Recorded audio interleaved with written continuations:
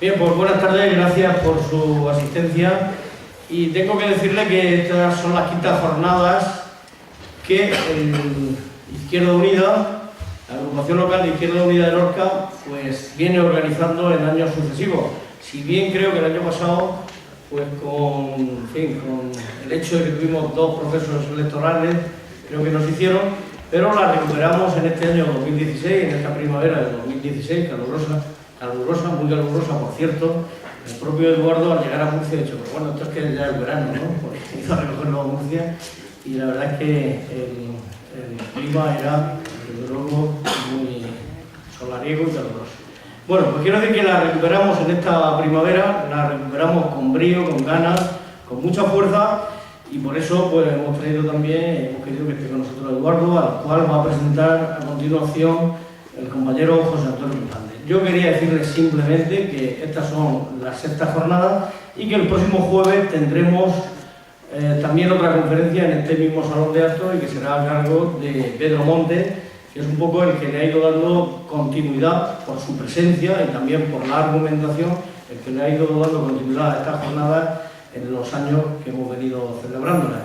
Por lo tanto, nada más, porque las presentaciones considero que deben ser breves. Este año vamos a tratar fundamentalmente, y por eso está aquí Eduardo, el tema del empleo, la economía y el empleo, y ya le dejo la palabra a José Antonio Pujante para que presente directamente a Eduardo y entramos en materia muy rápidamente. Muchas gracias.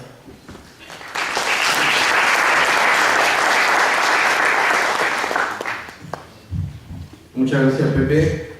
Bueno, buenas tardes, noches, amigos y amigas de Lorca y también algunos compañeros y compañeras que veo que han venido de fuera de Lorca, de la región de Murcia. Yo voy a presentar a Eduardo Garzón Espinosa. Yo no lo conozco personalmente, lo acabo de conocer, aunque sí que lo conozco por los artículos que ha publicado, por las intervenciones que ha tenido tanto en la Sexta como en la Cuatro, así como por distintas publicaciones que él ha hecho particularmente en su página web, Saque de Esquina, donde tiene colgado pues, toda una serie de documentos muy interesantes de economía, sobre todo porque lo plantea de forma asequible y accesible para el conjunto de la ciudadanía, para hacer cercana esa materia tan importante que es la economía. Eduardo Garzón nace en el año 1988 y pese a su corta biografía, pues tiene en su haber pues, un largo currículo del que yo solo voy a destacar algunas características y algunos hitos importantes.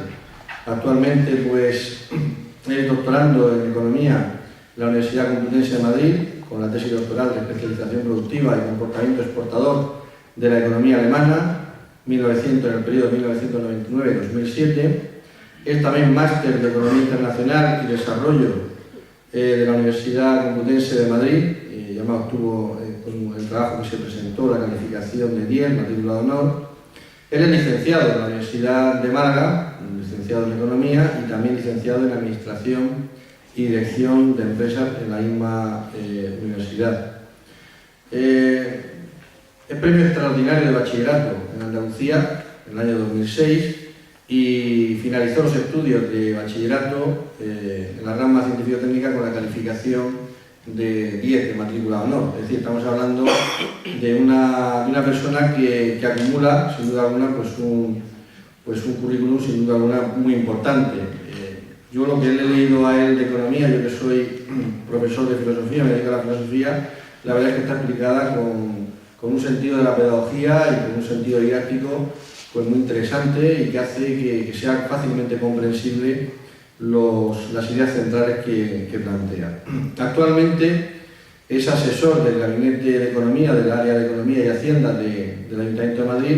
Ha trabajado también como asesor de Economía de Javier Couso, el eurodiputado.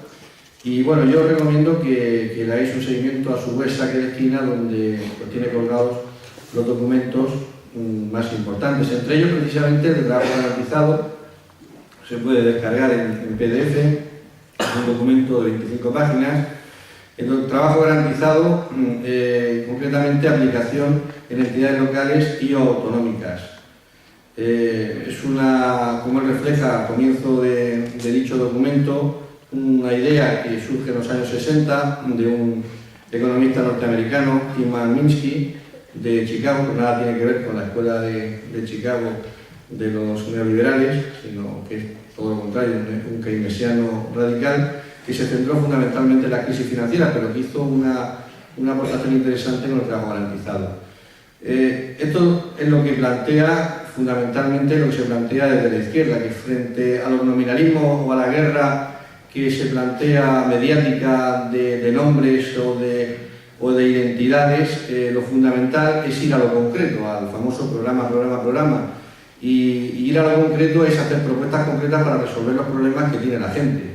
Y esa es la propuesta pues, que nos va a desgranar esta noche Eduardo Garzón. Una propuesta concreta de trabajo garantizado que está sistematizada, que es viable, que ha sido ya teorizada y que se puede aplicar tanto en el ámbito local como en el ámbito autonómico, aunque lo deseable es que hubiesen unas modificaciones de carácter legal en el ámbito estatal para que se pudiese tener la cobertura legal suficiente y necesaria como para que efectivamente se pudiese materializar. Era defendido, lo he leído en varias declaraciones, que frente a la idea de la renta básica, la mejor forma de abordar el problema de la crisis y de superar pues, ese problema de la desigualdad, la pobreza y el paro, pues es apostar de forma decidida por esta idea del trabajo garantizado. Y bueno, os dejo con Eduardo Garzón, que es el que mejor puede explicarnos en detalle su propuesta para que podamos tomarla como referencia y podamos en un futuro próximo aplicarla cuando gobernemos en el Ayuntamiento de Lorca y también en otras instituciones, porque yo creo que eso va a ser algo que se va a dar dentro de poco. Muchas gracias.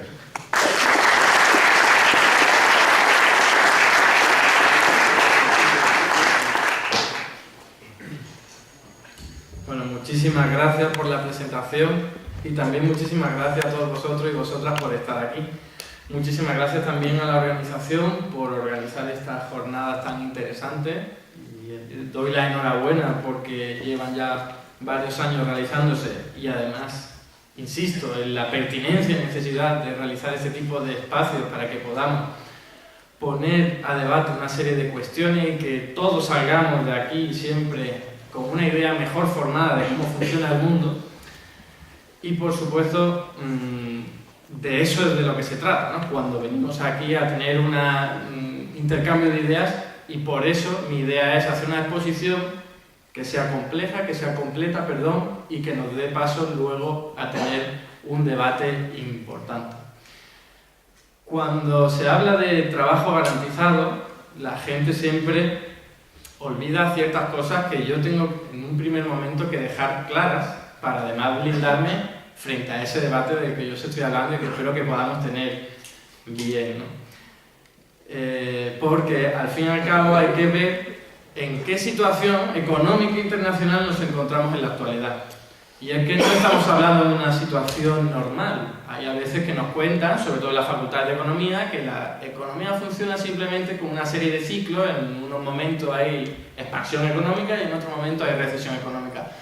Sin embargo, ninguna de esas teorías tan conocidas fueron capaces de predecir que a partir del año 2007 íbamos a tener una crisis económica y financiera a nivel mundial que se iba a mantener durante, fijaos, casi 10 años ya.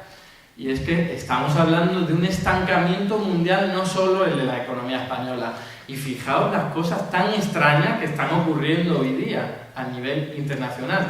Ya sabéis que la respuesta que se le ha intentado dar desde los núcleos gobernantes, donde está verdaderamente el poder, ha sido el de rescatar a las entidades financieras, el sistema financiero y monetario internacional, que era precisamente el culpable en buena medida de que hoy día estemos en una situación así, de estancamiento secular, y la mejor forma de hacerlo, según su perspectiva, ha sido darle una patada al problema hacia adelante, con lo cual, saneando desde su punto de vista este sistema financiero, todo iba a ir mucho mejor. Lo cual estamos viendo que incluso hoy, 9 años más tarde, seguimos viendo, no solo en España, que hay una reestructuración bancaria impresionante y que están diciendo que se debe a la revolución tecnológica, cuando muy poco tiene que ver con eso, sino los agujeros de capital tan importantes que tienen los bancos de Alemania y de Francia, ya no por hablar de los bancos chinos o incluso estadounidenses, de lo que apenas se habla.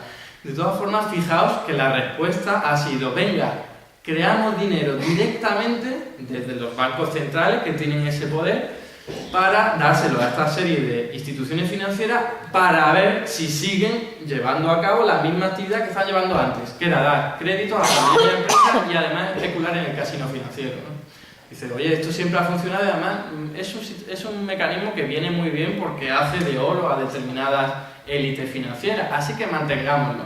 ¿Qué ocurre? Que hoy día estamos viendo cómo ni la economía se reactiva, ni cómo los créditos se reactivan, porque no hay préstamos no solo en España, sino en ningún otro país, y al mismo tiempo estamos viendo cómo precisamente algo que estaban intentando generar, que era inflación, es decir, que aumentasen algo los precios, indispensable para que una economía capitalista pueda funcionar de una forma normal, tampoco les está saliendo. Y fijaos ahora en la nueva respuesta que se está planteando, que es, como ya sabéis, poner incluso el dinero en un precio negativo, es decir, que el dinero mantenido en cuentas bancarias salga caro, tengas que pagar por ello, es decir, en este caso, y de momento las instituciones financieras tienen que pagar dinero por tener su cuenta bancaria en los bancos centrales correspondientes, y fijaos lo paradójico del asunto a lo que estamos llegando para que os deis cuenta de lo anormales que son estos tiempos, que en Suiza, que también se han aplicado este tipo de medidas, es decir, oye, pues que las cuentas bancarias tengan que pagar, porque hoy día hay mucho dinero, fijaos, estoy diciendo que desde el año 2007-2008 no se ha hecho otra cosa que crear dinero, eso sí, para dárselo a las instituciones financieras, y ahí está girando y rulando el dinero en el ámbito de los mercados financieros, que no baja la economía real, porque como yo decía, no lo están poniendo a disposición de las empresas y familias a través de préstamos. Pero fijaos que ese dinero está ahí y sobra. ¿Y qué ocurre? Que no tienen oportunidades de negocio en las cuales dedicar ese dinero. Ya sabemos que antes pues, había burbujas financieras y económicas e inmobiliarias por doquier. Cuando digo antes me estoy refiriendo a partir de los años 80, 90 fundamentalmente. Y entonces sí había un negocio al que dedicar ese dinero. Ahora apenas lo hay. Y si os fijáis, las empresas más importantes que hay hoy día en el mundo son tecnológicas, pero dedicadas al ocio, ¿no? Google, Amazon, Facebook, si os fijáis, son empresas que generan muy poco empleo y que además hay muy poco encadenamiento productivo, es decir, que su actividad apenas beneficia al resto de la economía. Lo que os quería decir, que es lo curioso del asunto, es que en Suiza, que también se han aplicado este tipo de políticas, el gobierno suizo ha pedido a los contribuyentes que paguen los impuestos lo más tarde posible. Fijaos lo raro que es eso. ¿Por qué? Porque le cuesta al gobierno suizo mantener ese dinero en las cuentas bancarias porque las tiene que tener en su propio banco central y tiene que pagar por tener almacenado ese dinero. Fijaos lo raro que son estos tiempos que corren, que por cierto no deparará nada bueno, sobre todo en el ámbito financiero. Frente a un panorama tan extraño como el que nos encontramos, tampoco valen las mismas soluciones de siempre, evidentemente. Y cuando yo vengo a hablaros aquí de una política denominada trabajo garantizado, que os advierto ya que es polémica, que es compleja y que genera mucho debate, os digo, no es lo único que hay que hacer, ni mucho menos. Porque a veces me encuentro con esa crítica. Es que piensas que con el trabajo garantizado, o pensáis que se pueden solucionar todos los problemas. Y claro que no. Pero es un mecanismo es una política económica que hay que incluirla dentro de otro pack, un pack mucho más completo de políticas donde, por supuesto, vayan destinados a crear y transformar nuestro modelo productivo y nuestra sociedad en beneficio de todas las personas y no solo de una minoría. Y cuando hablamos precisamente de empleo, nunca se nos puede escapar de dónde partimos, sobre todo en nuestra economía española. Y es que no nos olvidemos que la economía española, a pesar de que es mucho más rica que economía, por ejemplo, del sudeste asiático, del sudeste europeo y del este de Europa, nos damos cuenta que tenemos una tasa de paro estructuralmente muy superior a la que tienen este tipo de economías que, como os digo, son más pobres que la economía española. ¿Y eso por qué es? ¿Por qué demonios ocurre eso? España con tasas de paro estructuralmente, me refiero, que no solo en épocas de crisis han sido o son altas, sino que siempre han sido sistemáticamente altas. Y aquí hay que aterrizar en una cosa tan simple y que apenas es de economía tal y como la conocemos, que es precisamente que nuestro país sufrió una transición democrática que no fue tal, y que las élites económicas y políticas de hoy son las hijas de las élites franquistas. y que aquel negocio que mantenían determinadas cuotas de poder se han ido manteniendo simplemente de una familia a otra o a través de todo tipo de influencias y de mecanismos, basándonos en una estrategia de país. Oye, voy a preocuparme por llevar adelante mi negocio estatal, ¿no? O, perdón, a nivel estatal, a nivel nacional, como lo queramos llamar. Incluso vemos un robo masivo que es empresas estatales que podrían haber contribuido a beneficiar a la población y a la economía en general a través de crecimiento de la economía, generación de empleo, etcétera, etcétera, como son como lo eran los bancos públicos, empresas energéticas públicas, etcétera, etcétera. Eso se cedió a los amiguitos de los gobernantes de turno. Y entonces vemos cómo había y hay una preocupación por mantener su propio chiringuito sin ningún tipo de preocupación ni social ni siquiera a nivel estatal, porque esto sí ocurre en otros países con un sistema capitalista de pie a cabeza, y a pesar de ello hay una preocupación nacional por los gobernantes que dicen: sí, vamos a ayudar a determinadas empresas que son las punteras de nuestro país, pero a cambio nos tienen que compensar de alguna forma, a través de impuestos, a través de generación de empleo, a través de exportaciones, lo que sea, etcétera, etcétera. Pero esto es algo que no ocurre en la economía española. Y como yo digo, es un problema estructural que ni siquiera se va a resolver de la noche a la mañana, evidentemente, a lo que hay que añadir otro montón de cosas, como es la desindustrialización que hemos vivido, derivada de esto, y también del impulso y el empuje de la Unión Europa neoliberal que hoy día estamos sufriendo. Y por supuesto también tenemos que hablar de un mercado laboral diseñado y definido en beneficio de aquellos que tienen el poder, es decir, de los empresarios y sobre todo, obviamente y fundamentalmente, de los que tienen mucho más poder económico, mediático y político.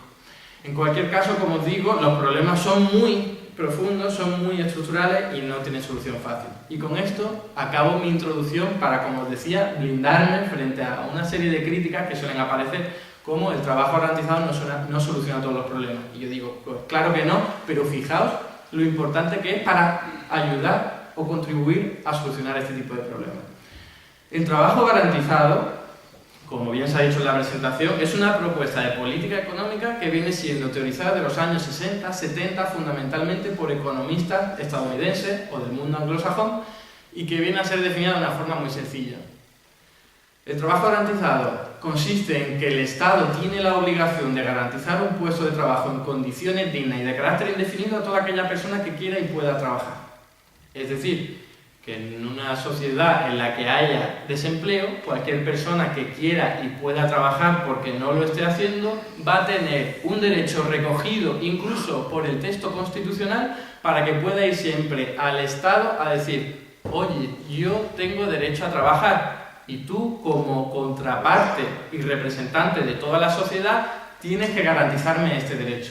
Fijaos que estamos hablando de una fuerza jurídica, por ejemplo, como la que tendría el derecho hoy día a mantener el honor, el derecho al honor, y que cuando una persona nos ultraja podemos ir a los tribunales y decir: oye, han vulnerado mi derecho. Pues lo mismo sería con el trabajo garantizado.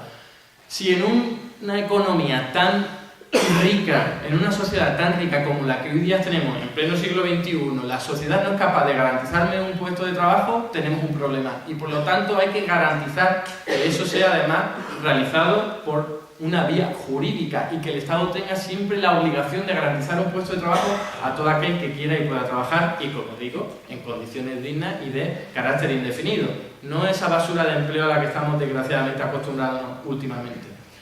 Fijaos que a nadie se le escapa que la definición de trabajo garantizado es muy ambiciosa, especialmente partiendo o viéndolo desde una economía que tiene una tasa de paro que ronda o es superior al 20%. Pero por eso yo os decía que esta propuesta no está pensada para economías que son fallidas, en el sentido de que yo estaba diciendo, con tasas de paro estructuralmente altas como las de España. Pero al fin y al cabo, pensémoslo como que podría ser muy útil, por ejemplo, para una economía que tenga una tasa de paro del 4, 5, 6, 7%. Por ejemplo, y al menos así nos sirve para hacernos una idea, sin dejar de un lado todas las ventajas que os voy a decir que tendría realizar una política de trabajo garantizado en un país como el nuestro. Fijaos que siempre suelen surgir dos preguntas cuando uno habla de trabajo garantizado en los términos en los que yo os estoy diciendo. La primera pregunta es: oye, Si es el Estado el que va a pagarlo todos los puestos de trabajo que haya que generar, ¿de dónde demonios va a sacar el dinero? ¿Tenemos dinero suficiente para pagar, por ejemplo, 1, 2, 3 millones de puestos de trabajo generados directamente por el Estado? Pregunta totalmente legítima. Y la segunda, también legítima por supuesto, es, oye, en pleno siglo XXI, con las capacidades tecnológicas que tenemos, los procesos de mecanización y robotización que inundan todos nuestros sectores económicos, ¿de verdad somos capaces de crear puestos de trabajo para todo el mundo que hoy día lo está pidiendo y trabajo que sea útil y no poner a la gente a pintar una valla una y otra vez solo por el hecho de crear puestos de trabajo? Otra pregunta totalmente legítima y además adecuada y conveniente. Pues procedo a dar mi visión, o la visión desde el trabajo garantizado, para que entendamos que estas dos preguntas se pueden responder de una forma muy satisfactoria, de una forma muy diferente a la que hoy día conocemos, simplemente cambiando la forma de acercarnos a la realidad. Es decir, quitándonos las gafas de sol con las que nos acercamos a los problemas y poniéndonos las gafas de ver para verlo todo de otra forma, de una mejor forma. Con respecto al dinero, ¿de dónde sacamos el dinero para pagar los puestos de trabajo? Pues fijaos, los teóricos del trabajo garantizado, que son de una escuela económica de la que si queréis hablamos en el debate, que son post-keynesianos, a la que ha hecho referencia también en la introducción, dicen una forma muy sencilla, dicen una forma muy clara, una forma muy tonta y simple, incluso ingenua como parecerá a muchos.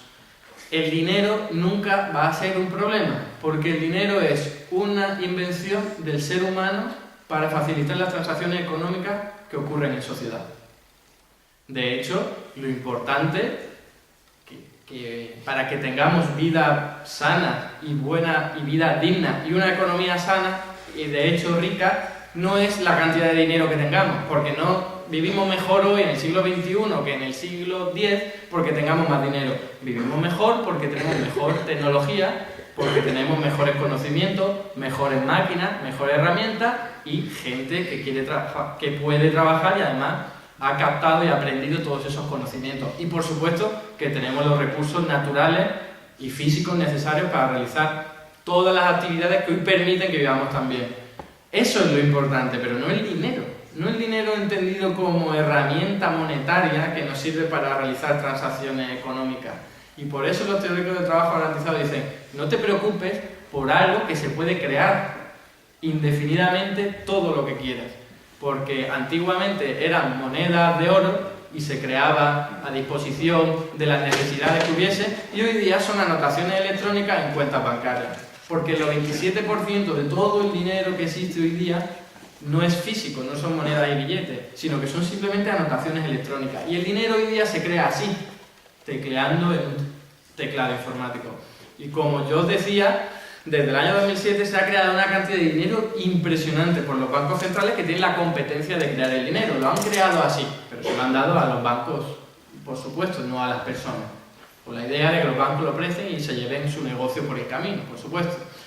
Fijaos de lo que estamos hablando, es de cambiar el chip y de decir, oye, no, para crear empleo y financiarlo, en realidad no tenemos que verlo como una familia o incluso como una localidad en la que tenemos que recaudar dinero para poder gastarlo. Cuando tenemos la capacidad de crear dinero como sociedades, no nos hace falta eso. De hecho, voy a contar una anécdota para que esto se vea de una forma muy sencilla. Un economista teórico del trabajo garantizado estadounidense fue de visita por Italia y en Pompeya, en unos yacimientos arqueológicos, el guía turístico dijo, mirad, tenemos aquí monedas, sextercios, de las monedas de la época, que el gobernante de Pompeya tenía que recaudar para luego poder gastarlo en acueductos y en todo tipo de políticas públicas. Y entonces el economista le dijo, un momento, ¿y esas monedas de dónde salían? Y el guía turístico se puso a pensar y dijo, no, obviamente los creaban los gobernantes que tenían pues, la competencia de crear las monedas y tal, ¿no? Y le dijo el economista, ¿y entonces por qué nos has dicho que los gobernantes tenían que recaudar las monedas para poder gastarlas? Primero, en todo caso, tendrían que crearlas y luego de alguna forma ponerlas a disposición de la gente y en todo caso después recaudarlas. Porque no puedes recaudar algo que todavía no has creado. Y entonces le dijo el guía turístico, pasemos a otra cosa. Para evidenciar que no comprendemos de todo bien, por toda una serie de cosas que nos han ido contando a lo largo del tiempo, cómo funciona el dinero. Y si lo pensamos con detenimiento, el dinero es una invención, es una herramienta. Y os voy a poner otro ejemplo para que se vea. ¿De verdad pensamos que la Unión Soviética se defendía de los nazis en la Segunda Guerra Mundial y ellos pensaban, ¡ay, no tenemos suficiente dinero para defendernos, vamos a rendirnos! No, obviamente el dinero no era la preocupación. La preocupación era si tenían armas, si tenían gente para luchar, si tenían recursos naturales, etcétera, etcétera. No el dinero se creaba como sociedad de la Unión Soviética a disposición para ponerla al servicio de la guerra en este caso. Por lo tanto, con el trabajo garantizado se está diciendo, no os preocupéis por el dinero se crea. Y por supuesto que tiene limitaciones y no puedes crear todo lo que quieras. Pero al menos tenlo en cuenta para empezar a hacerlo y en el momento que te surjan problemas, pues entonces habrá que tomar medidas. Pero lo que no tiene sentido es lo que nos cuentan hoy día, que es, no, el dinero para crearlo, para este tipo de cosas, como crear puestos de trabajo directamente, no lo hagamos. Mucho mejor crear dinero para darse a los bancos y que los bancos le ofrecen un tipo de interés para hacerse de oro o hacer negocio con ellos. Y si os habéis dado cuenta, me diréis algunos, oye, pero es que en la economía española no tenemos la competencia de crear dinero, ¿no? Nuestro dinero, utilizamos el euro, que lo crea un Banco Central Europeo, que además dicen que es independiente, y lo que está claro es que es independiente de la responsabilidad democrática. Cualquier cosa que haga no tiene por qué rendir cuentas a la ciudadanía. Pues bien, yo aún así os digo, hay atajos, hay formas de saltarse de lo que yo os estoy diciendo, de crear dinero para generar puestos de trabajo. Y fijaos cuál es. Es también volviendo a aproximarse a la realidad desde una forma muy diferente a la que estamos acostumbrados, ¿no? Y es decir, oye, hoy en pleno siglo XXI tenemos desarrolladas unas capacidades tecnológicas impresionantes. Somos capaces de poner a robots a trabajar por nosotros, somos capaces de viajar a la Luna, de llevar un robot a Marte, a explorar allí los recursos naturales, somos capaces de curar enfermedades que hasta hace muy poquito tiempo eran totalmente incurables o pensamos que eran totalmente incurables, somos capaces de comunicarnos a tiempo real independientemente del lugar en el planeta en el que estemos, etcétera, etcétera. Y a pesar de ello nos dicen que no somos capaces de garantizar un nivel de vida digno a toda la población. Y no solo eso, sino que encima dicen que tenemos que trabajar más y cobrar menos para salir de esta. Un momento, no hace falta ser economista para saber que aquí hay gato encerrado. Y el gato encerrado se llama sistema económico capitalista, que sí, que genera mucha renta y riqueza, pero que la concentra en muy poquitas manos y de una forma muy asimétrica. Y precisamente mecanismos que ya se inventaron para, de alguna forma, compensar estos desequilibrios, a través sobre todo de la recaudación de impuestos y luego distribución de la renta a través de políticas públicas o de cualquier otro tipo, resulta que hoy día cada vez funcionan peor, gracias a los conocidos paraísos fiscales, como los que recientemente se está viendo casi todos los días en los medios de comunicación, los papeles de Panamá, por los cuales aquellas grandes fortunas y empresas que tienen mucho dinero porque vivimos en sociedades ricas y de verdad, insisto, somos sociedades muy muy ricas, evaden los impuestos a través de esta artimaña, impidiendo que luego todo ese dinero que generamos como sociedades ricas sea puesto a disposición de la mayoría social. Y os voy a dar un ejemplo para que se vea la cantidad de dinero que hay utilizando fuentes de datos que no son revolucionarias ni de izquierda, sino Comisión Europea reveló en un informe que cada año las grandes empresas y las grandes fortunas de la Unión Europea evaden impuestos por el valor de 1 billón de euros. Billón con B. Y esto es muchísimo dinero, pero yo también me pierdo con las cifras grandes, pero usando un ejemplo lo podremos ver o al menos hacernos una idea. Desde el año 0 de nuestra era hasta la actualidad no ha pasado ni 1 billón de segundos de tiempo. Y fijaos si ha pasado tiempo. Pero es que ¿cuándo transcurrirá si empezamos desde el año 0 de nuestra era? En el año 32.000 después de Cristo. Desde el año 0 hasta el año 32.000 después de Cristo, de nuestra era, habrá transcurrido 1 billón de segundos. Pues bueno, ahora convertir todos esos segundos en euros y es riqueza, renta que generamos como sociedades ricas, pero que nos están evadiendo las grandes empresas y las grandes fortunas europeas y impidiendo que se ponga a disposición de las políticas públicas o del bienestar social. Por lo tanto, hay que pensar en que evidentemente dinero hay. Aquí el problema será otro, será el de, oye, ¿cómo vamos a recaudar este dinero para crear trabajo de forma directa? Pero además, fijaos también en otra cosa. ¿Por qué nos cuentan que si una administración pública contrata a una persona para trabajar en algo, eso es un coste. Pero en cambio, cuando lo hace una empresa, eso parece que es maravilloso, independientemente además de las condiciones que tenga ese empleo. ¿Por qué? Si en realidad estamos poniendo una persona que realice un bien, produzca un bien o realice un servicio que redunda en beneficio de la población. ¿Por qué entonces? Y aquí, de hecho, hay que hacerse muchas preguntas, y es la de... no debe ser considerado un coste, simplemente porque si hoy día nos ponemos a contar, y es muy fácil hacerlo y está hecho, la cantidad de dinero público que nos dedicamos a intentar solucionar o paliar problemas derivados del desempleo, nos damos cuenta con que nos estamos gastando muchísimo dinero solo por tener desempleo. Dinero público. Estamos hablando de todo tipo de prestaciones por desempleo, más de 25.000 millones de euros en la economía española que se gastan. Estamos hablando de ayudas a familias que no tienen ningún tipo de ingreso. Estamos hablando incluso de mantener un sistema penitenciario que al fin y al cabo en buena medida está intentando controlar problemas derivados del desempleo, personas empujadas a la delincuencia, personas empujadas a problemas sociales, personas que tienen enfermedades derivadas de estar, por ejemplo, muchísimo tiempo en el desempleo.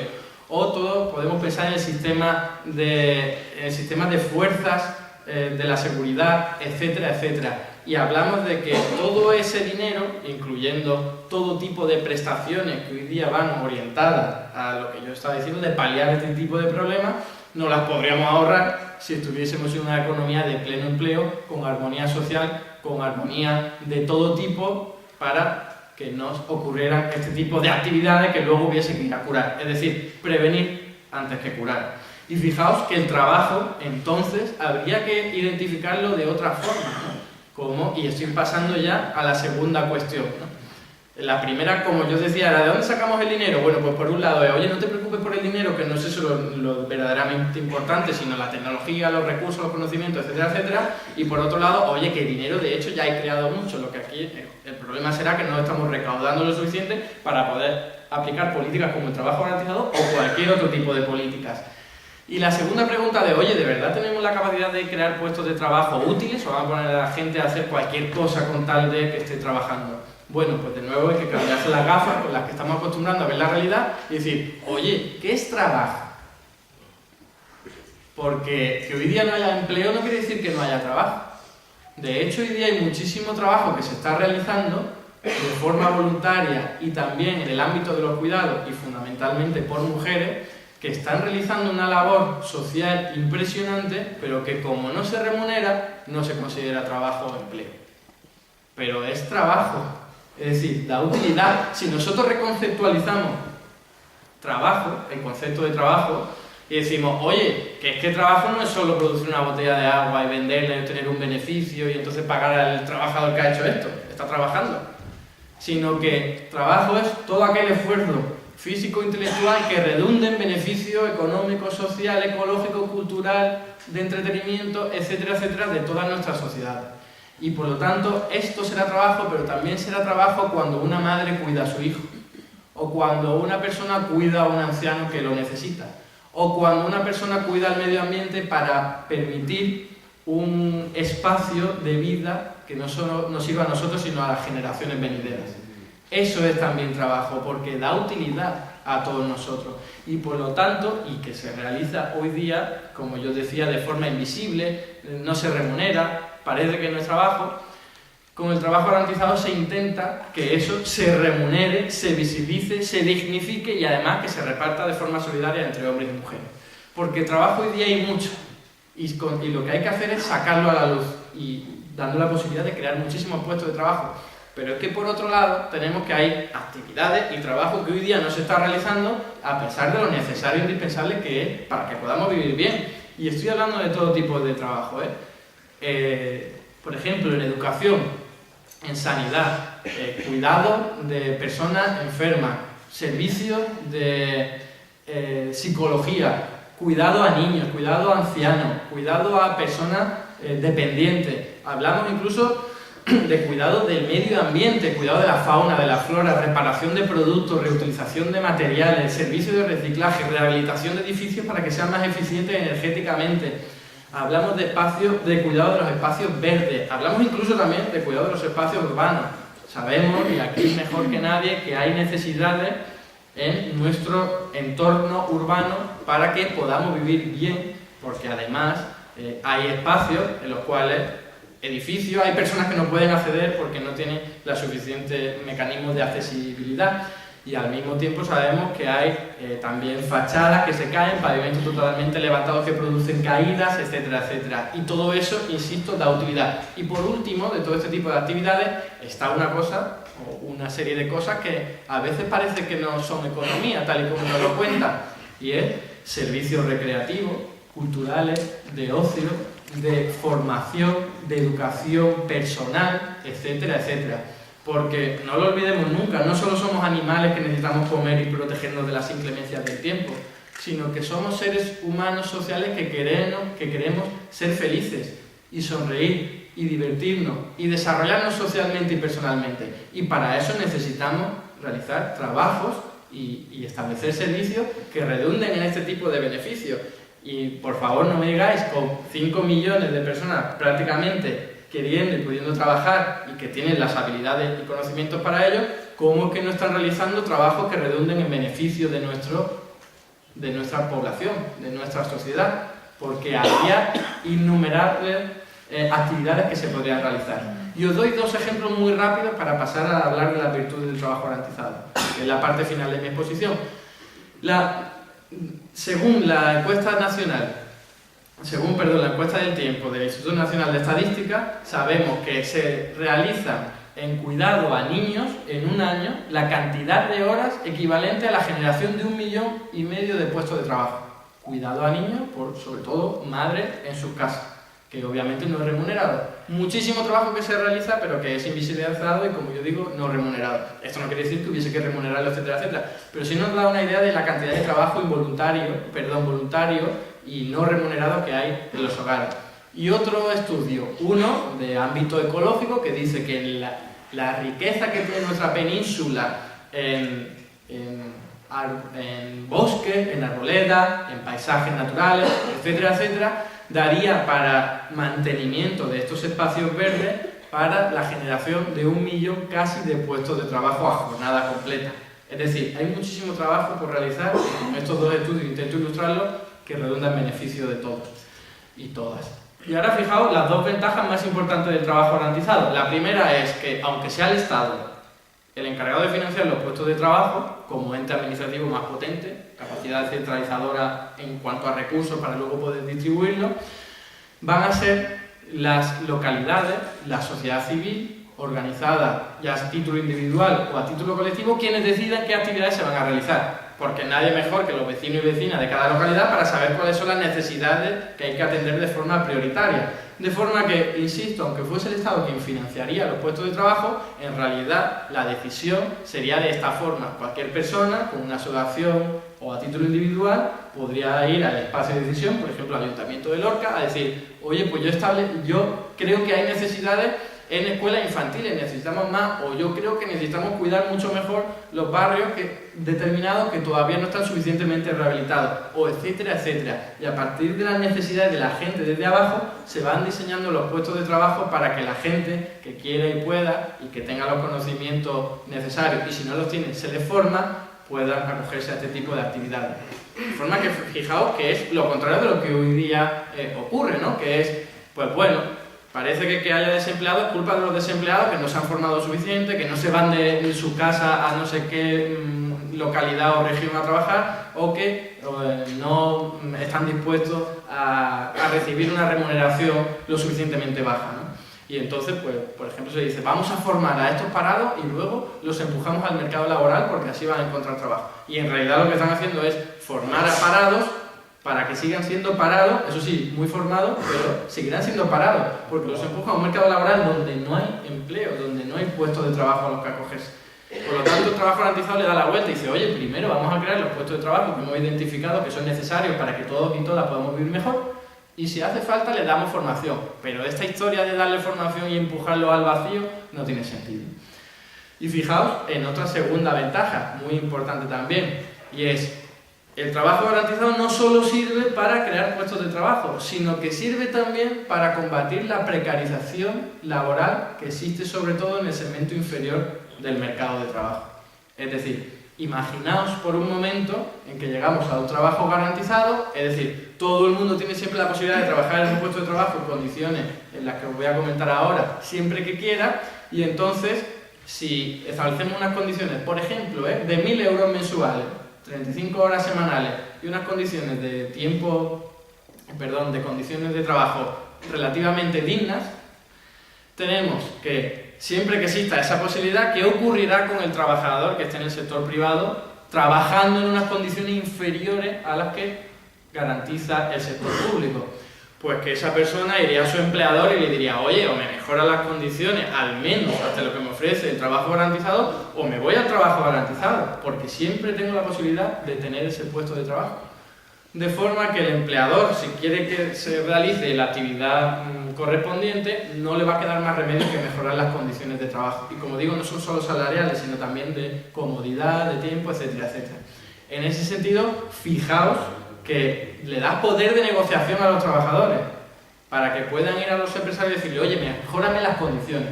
Y como os digo, esta es la principal ventaja que tiene asociada una desventaja. ¿Cuál es? No podemos poner la remuneración que nos dé la gana, aunque nos gustaría que fuese mucho más elevada. Pero porque hay que partir por algo que sea relativamente asequible para que los empresarios de hoy día, incluyendo autónomos, puedan contratar o subir las condiciones de trabajo al menos hasta 1.000 euros mensuales. Fijaos que no se podrían poner 2.000 euros mensuales porque si no muchísimos empresarios, empleadores no podrían mejorar las condiciones de trabajo hasta ese nivel. Por lo tanto, la idea del trabajo garantizado es, oye, vamos a empezar poco a poco y vamos a ir fijando un suelo que además nos va a servir incluso antes de que se llegue al trabajo garantizado a nivel completo. ¿Por qué? Porque, por ejemplo, con 1 millón de puestos de trabajo, que era la propuesta de Izquierda Unida, Unidad Popular para las pasadas elecciones, era en un primer año 1 millón de puestos de trabajo, jornada completa, 35 horas semanales, jornada completa pero con una reducción horaria, con 1.000 euros mensuales.